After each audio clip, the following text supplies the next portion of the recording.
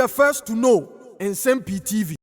Enra ewo my Ghana mu ensamiensa enana edi atrantwie ewo efidintintan internet so. Now these three major trading issues. One, na Iyoko as against NPP's Ashanti Regional Chairman Bernard Ntwibosi yakon yadodo na fe ne chairman wuntumi. Chairman ba befa bia chairman wuntumi ni Iyoko, chairman enya bail, chairman enya bail. Chairman enya one surety, chairman enya two sureties. Godfrey Yeboah Dame, the lawyer ni edinani achire mu ho, Yewra Kennedy Japan presented the home as one of the sureties. And some honyan, and some buburija, and ana air koso. E twa aswa do nwumremu ho no mu ana still air trendy various social media handles. A free Yewra chairman wuntumi so, ena eba the Supreme Court.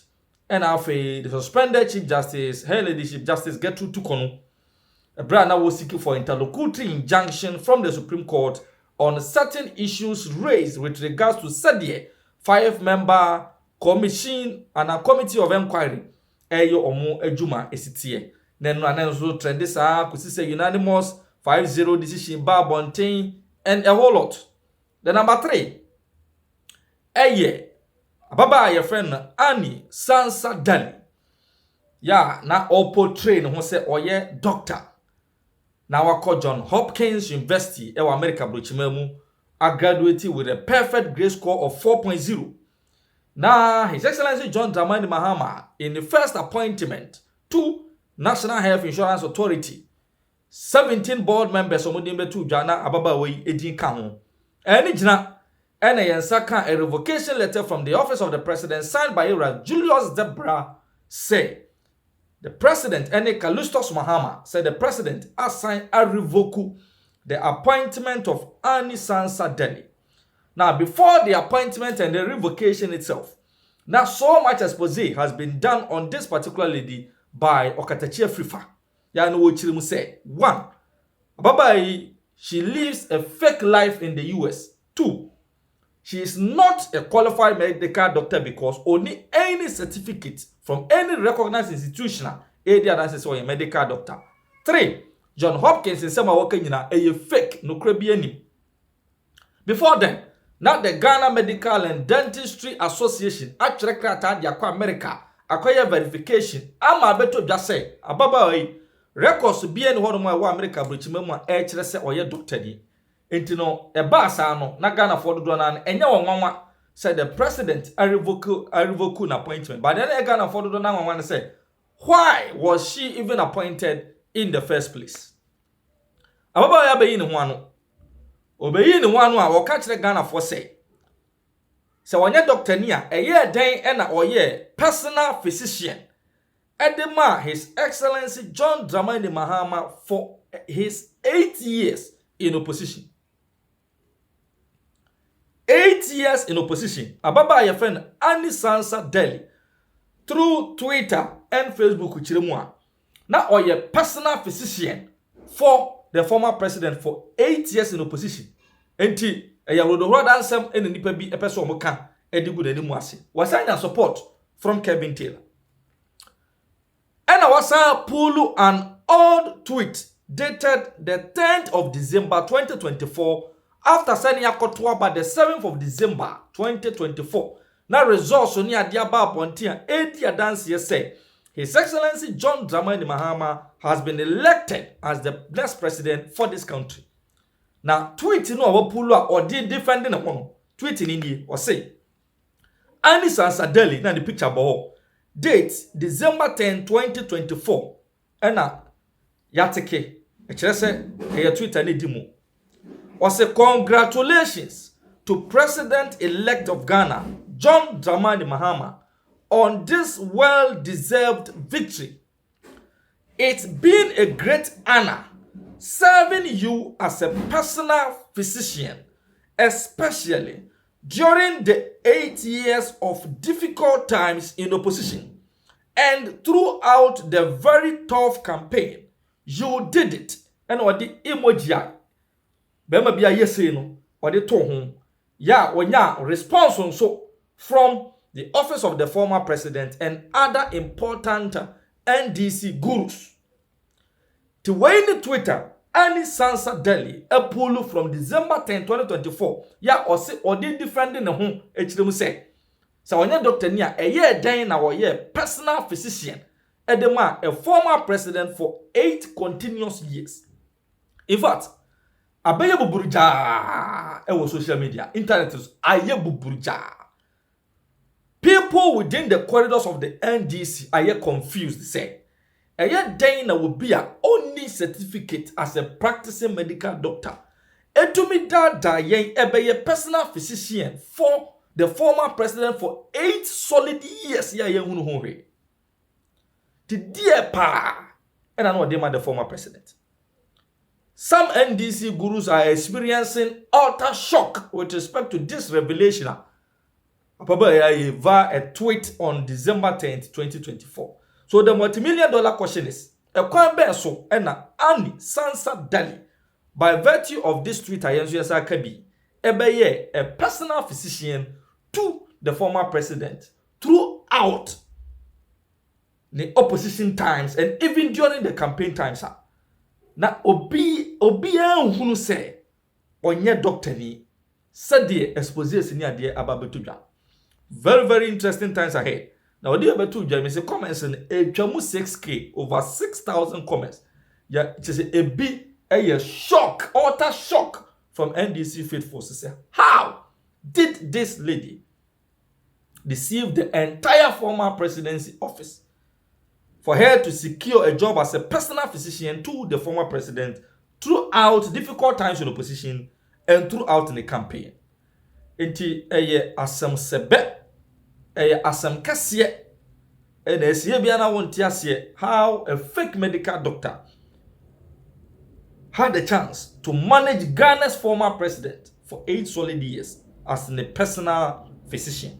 If there is anything to go by on one person Twitter and the Facebook poster or pull up or person or the defending on the numerous exposes obi te so katache frifa de pa na ho to manafi Ghana Medical and Dentistry Association and so ka to me de kwa America bruchimemu na no so kire say ababa yi oni records bia wa America bruchimemu e di adanse say oye doctor ni a waje tete na nka pese okowie wo John Hopkins University. The interesting times ahead. Yeah, series of revelations that will unfold from this particular message. Yeah, about Betubia. Na it was a fufu. Yeah, Mami Toko no debaya. Or say she's against that. Then number 2. Or say next time can be say petitioners no privileges be or no onibi.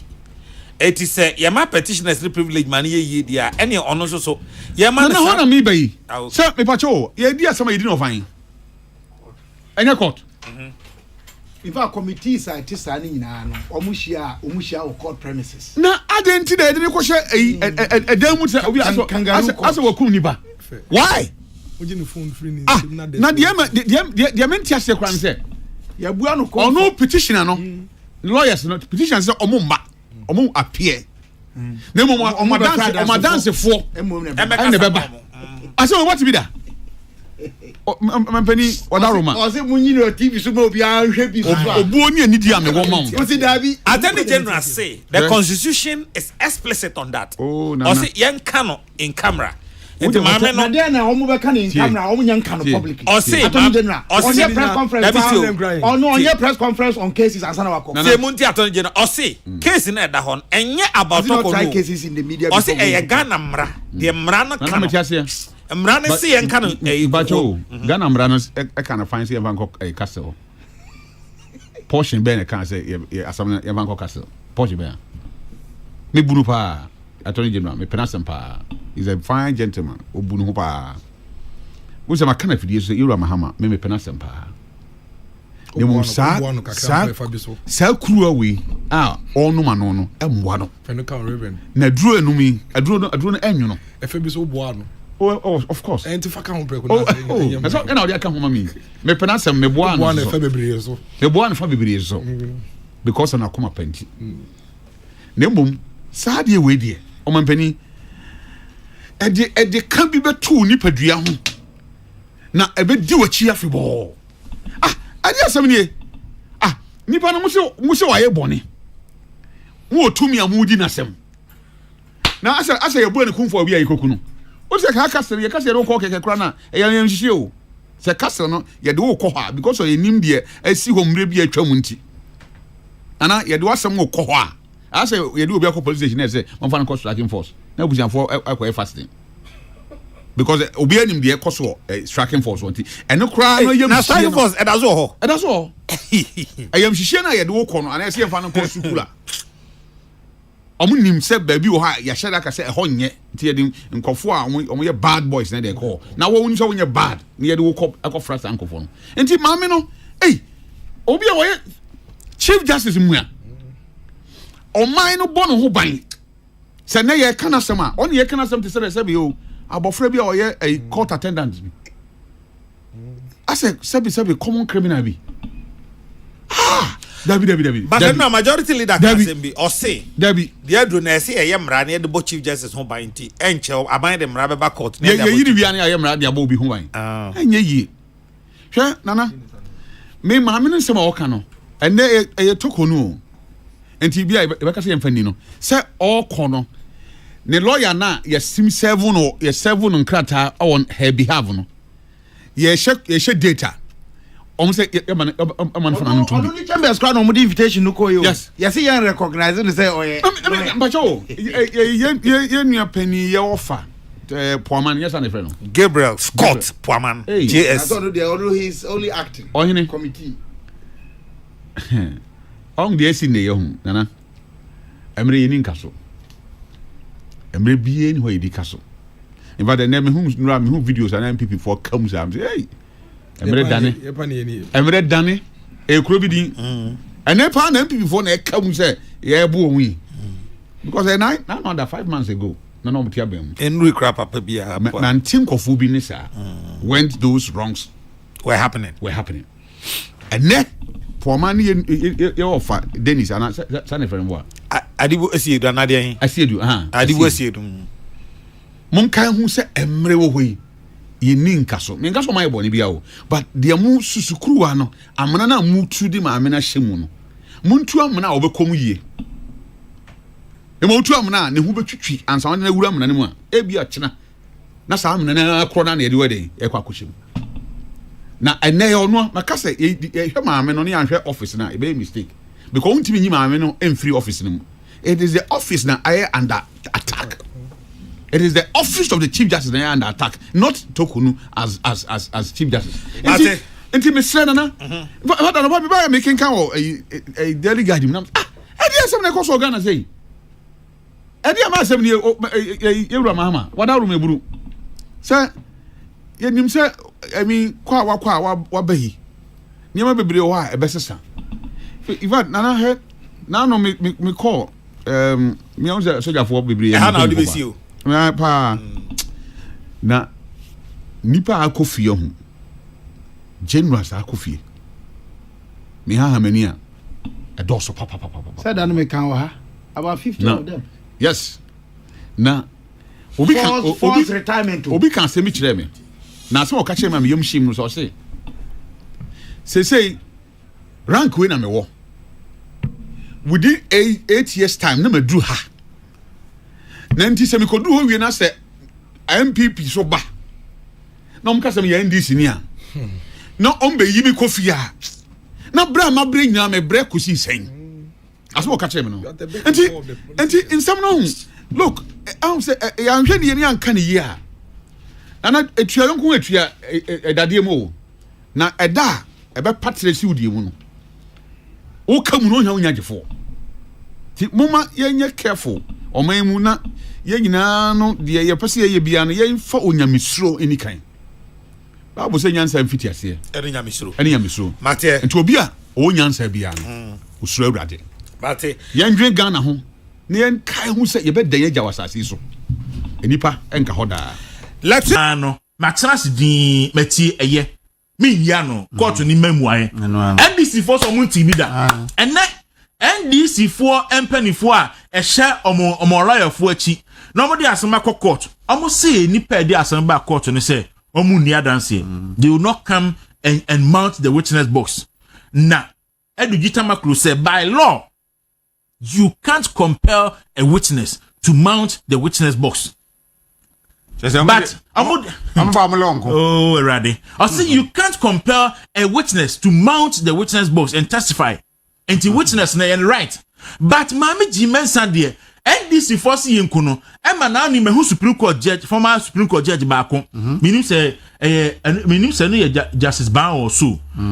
Can't say some more kano. Sa denti ni amakwan ama chief Jimensa amediadakam. But me wa ni panim said the law is the law. Sana mami toko no kan no. And so also be see emerity asia e ba be catch up with you. Why say na catch up with NDC for. Na ego mani masen. Enti eno eho asem ho. Enti mami toko no endra asem o de kwa no ya bagu. Yeso okọ committee na nimu a de be ni bia yemfanye no. And yes be ma be miamia no fu, obemiamia no tu Supreme Court say enye o masem. Asem no kusa no kwa de omu dika ye no tonchen. Enti okọ obe na be search no, se be ma na be search no, omu si inform ho. En ye tie bia no wonko. Ti okọ no be bo no kura omu no. Enti eno ni muaya e free Supreme Court no e ba. Enti omu say omu de omumu a ebeba on the 12th of next month. Omu de the full ruling no e de ebeba nti ehon sem eda ho. Na etosumienu eye chairman wontumi me shada na me de chairman wontumi de no echo second. Abusia chairman wontumi eye before the security agencies. Na office ID yokofo nso so echo che no in Rainbow Star. Ye nyina aka ho asem e condemn. Na ekire ene yete say na eye MPP ni ena o claim say ono ena ekọ report chema untumi edema police for ema police for kra ekọche na omuhu babi wo no ono ano di animu eche babi achema untumi ewo yes ene MPP ni ben no ya hwehwe mu a na eye Alex Kwaku Tete ene hwehwe mu a na hu say Alex Kwaku Tete eye director in charge of special operations Emma Honorable Japan campaign.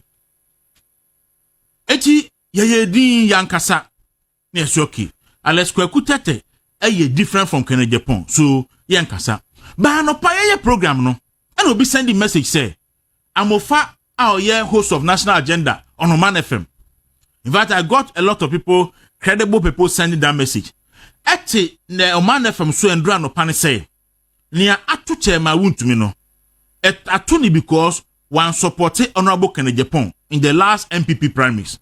Na se o support Honorable Kennedy Japan and can atu ni ento no na mobilizing all regional chairmen editia Honorable Kennedy Japan.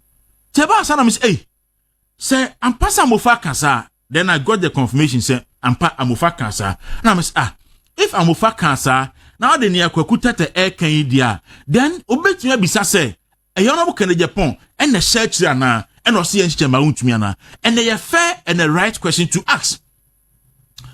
Me can someone many MPP General Secretary din komo. General Secretary catch me say and run up na the sian film. General de tina sian film. O si menya MPP for because of internal elections inti. Ye frame me wo phone so e catch me say jai chema wuntumi achiridi. Nani ebeye ni bia enfanye no.